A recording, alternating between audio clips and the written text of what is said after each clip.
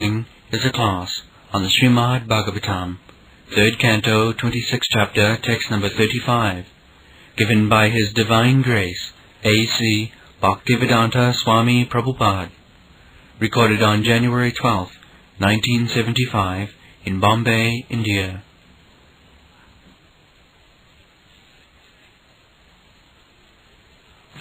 From ethereal existence, which evolves from sound, the next transformation takes place under the impulse of time, and thus the subtle element touch and thence air and sense of touch become prominent. Navasas shabdatar matrat kalogatya vikurvatah sparsha avavat tatu vayu tat sparsascha varsascha sangraha. So, everything is explained there, one after another. Subtle things how changing from ether, the sound, sense perception. There is ether.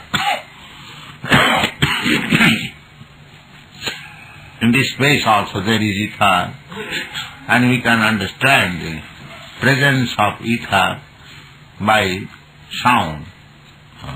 The sound is being produced on account of ether, and when it is further developed, it creates the sense perception of touch. Sabda sparsha, then roop, then gandha. In this way, the material existence becoming tangible or visible. Roop is the last stage. Gandha, not roop, gandha. Roop, ras. Then when after sparsha, there will be manifestation of rupa, form, and after form there is taste, and after taste there is gandha. This will be explained one after another. You can read the purport also. In the course of time, when the subtle forms are transformed into gross forms, they become the objects of touch. The objects of touch and the tactile sense also develop after this evolution in time. Sound is the first sense object to exhibit material existence, and from the perception of sound, touch perception evolves, and from touch perception, the perception of sight. That is the way of the gradual evolution of our perceptive objects.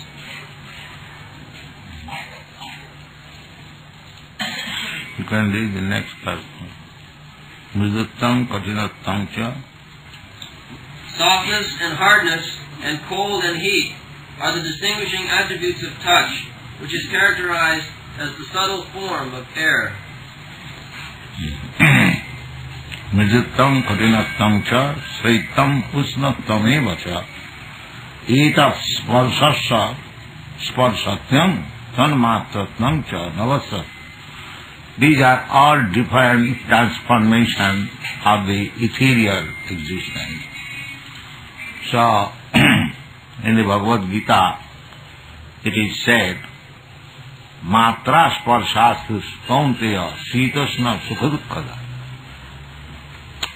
So our, these material pains and pleasure are felt on account of this sparsha, an arrangement of the ether and transformation of ethereal activities. Actually, it has nothing to do with the spirit soul. Spirit soul is untouched by all this. It requires simply realization. Great devotees like Bharat Maharaj or Pradhan Maharaj, Haridas Thakur, because they are very, very much advanced in spiritual consciousness, these ethereal activities on the external body did not touch them. Even in our Western world, Lord Jesus Christ, he was also crucified, but it did not touch him. So, this is to be practiced, that we should not be disturbed by the ethereal transformation in touch with the skin and be disturbed in our regular activities in devotional service. That is called Sita-prajna. And the word is used in the Bhagavad Gita. Sita-prajna. So, a devotee is Sita-prajna.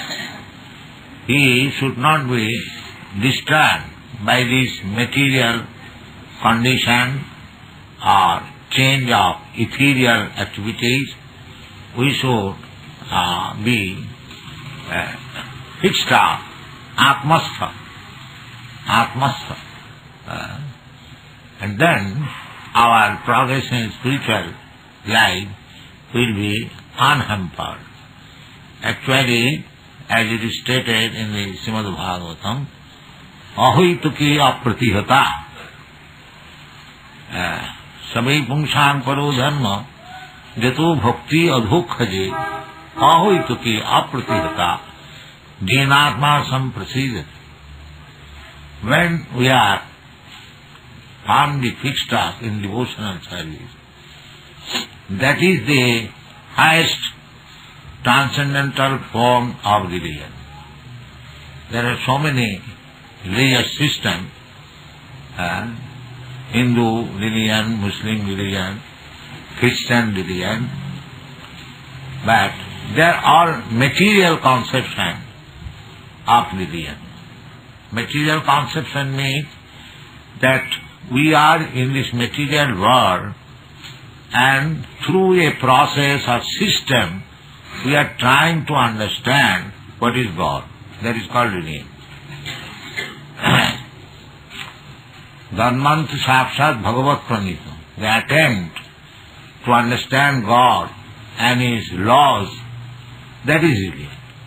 So it doesn't matter whether it is executed through a system called Hindu religion or a system called Muslim religion or a system called Christian religion. If the objective is the same, adhokhaja, then that process is first class religion.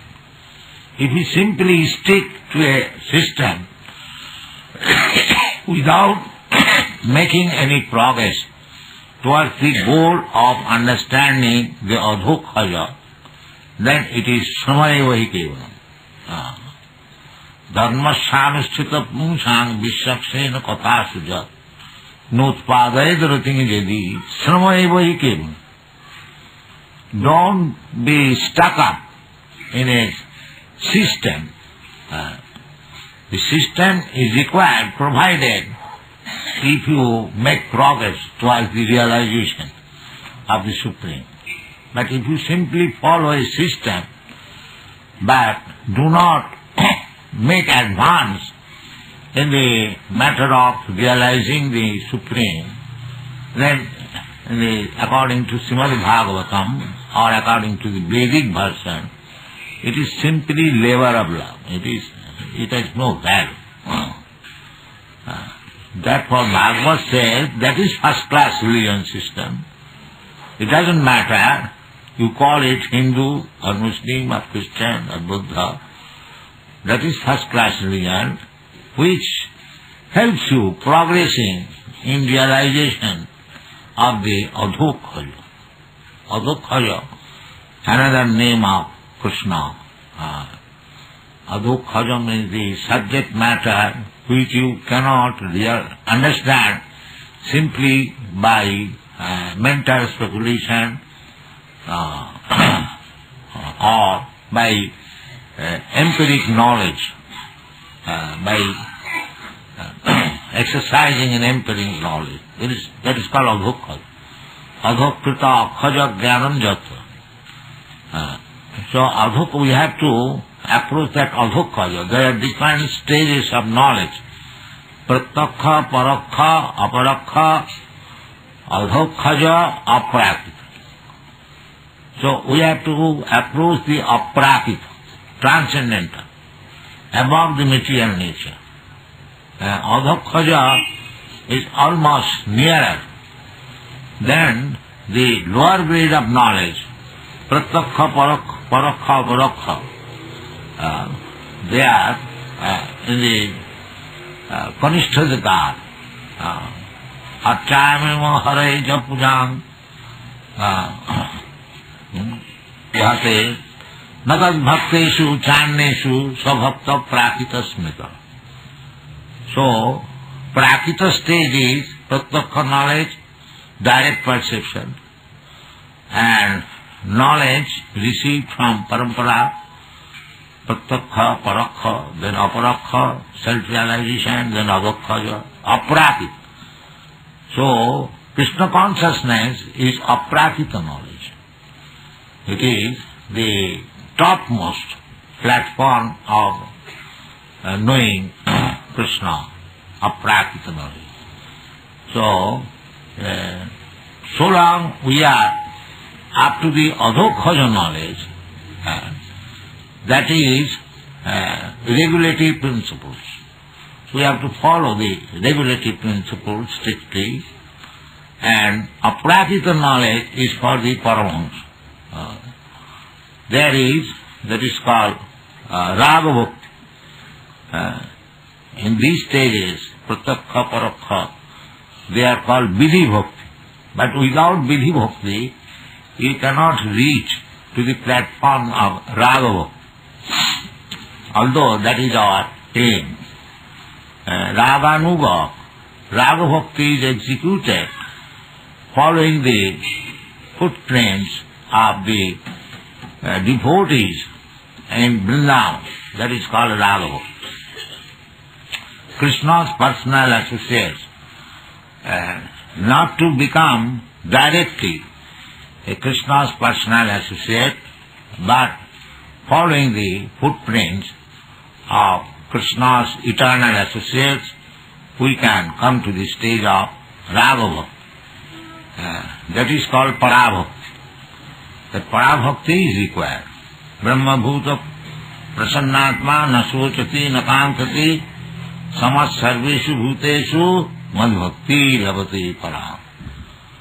So, this Krishna consciousness movement is gradually developing up to the stage of raga bhakti or parabhakti, then life is successful.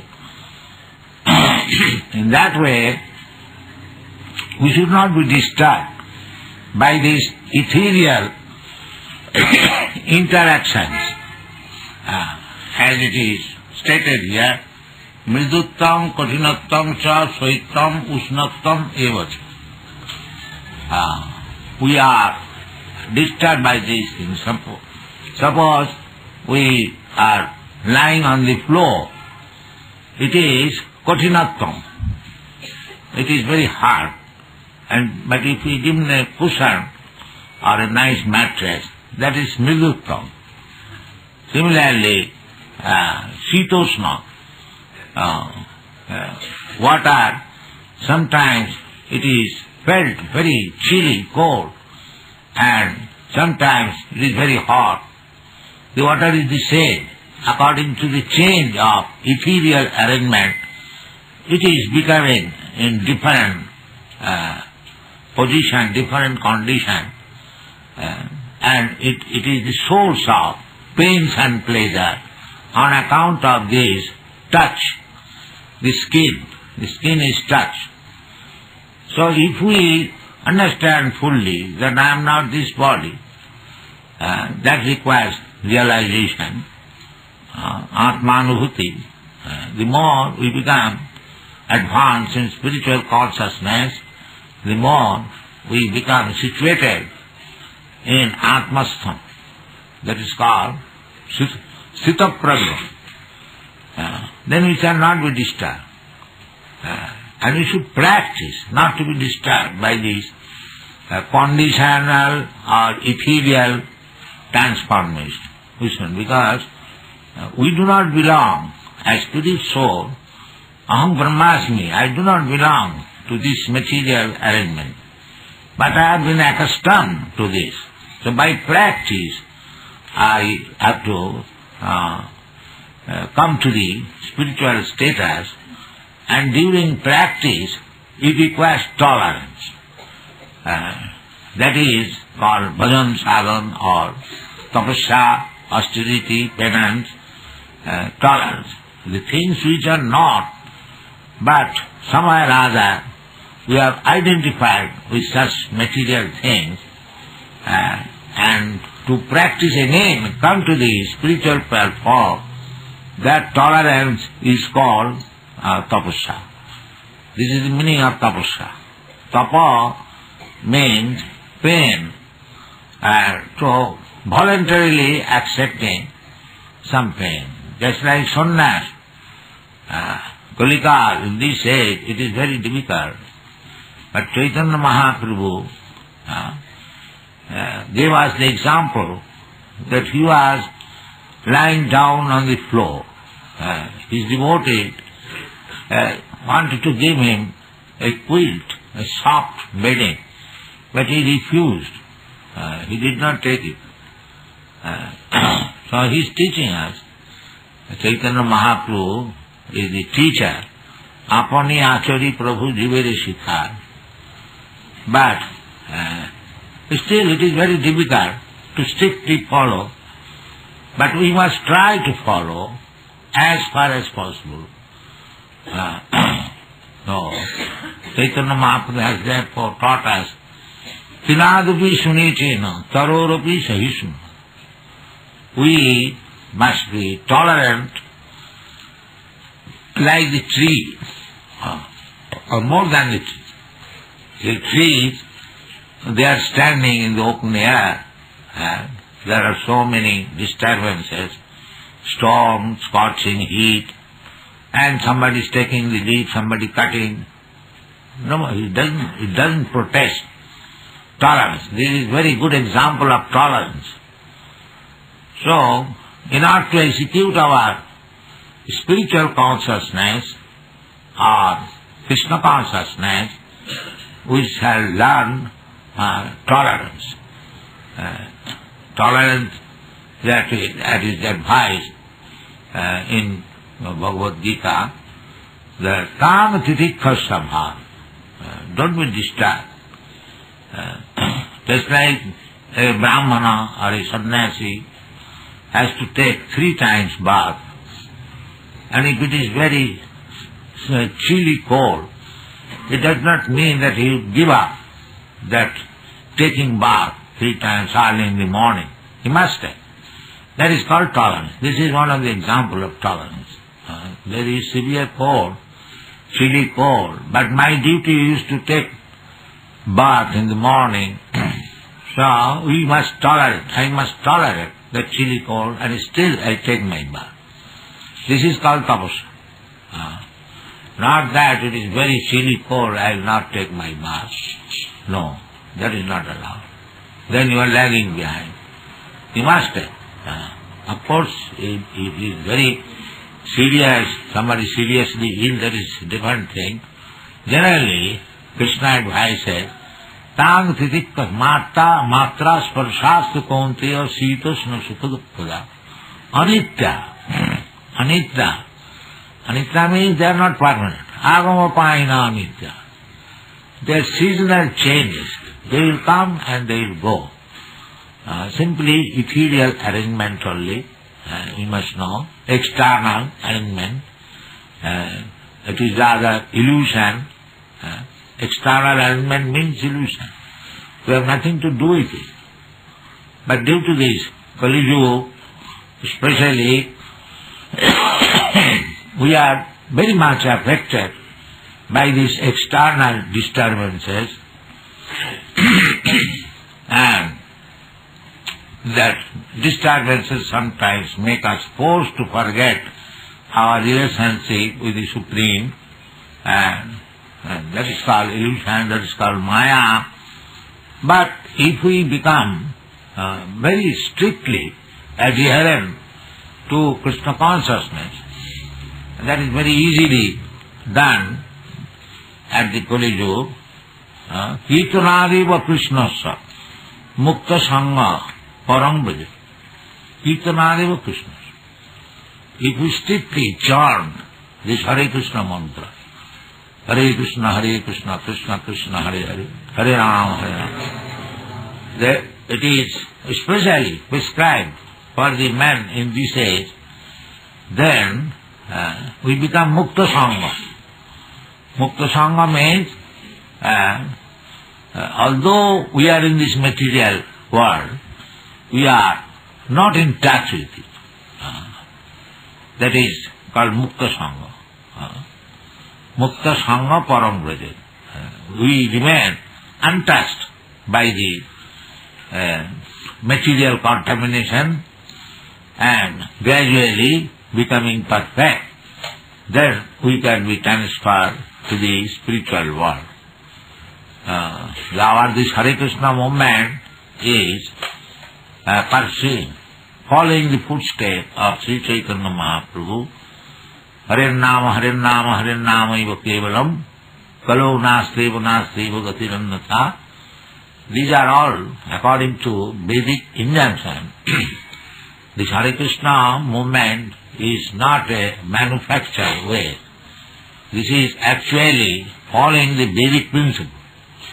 This is Agni Puran, Brahmanda Puran, Brahma Vaivarta Puran, Koli Shantaran Upanishad. There are many Vedic literatures. They are recommended. This Hare Krishna, sometimes it is said, Hare Krishna, Krishna Krishna, Hare Hare. Sometimes it is Hare Rama, Rama Rama. So people become puzzled. Which one should be first vibrated? So anyone you can vibrate. Either you chant Hare Krishna or Hare Ram in the beginning. It doesn't matter. There is no difference between the holy name of Krishna and Rama. But still there is some distinction. In the Shastra it is said that if you chant 1,000 times Lord Vishnu's name, that is equal to chanting one name of Lord Rama. Sahasra, Vishnu Sahasra now. And if you chant 3 times Lord Rama's name, it is equal to 1 time chanting Krishna's name. This is the Shastric injunction. So, either you chant Vishnu name or Lord Rama name or Lord Krishna's name. There is no difference as you are, because different people become devotee to different forms. Sometimes they are devotee of Lord Ramchandra. They want to worship Sitaram.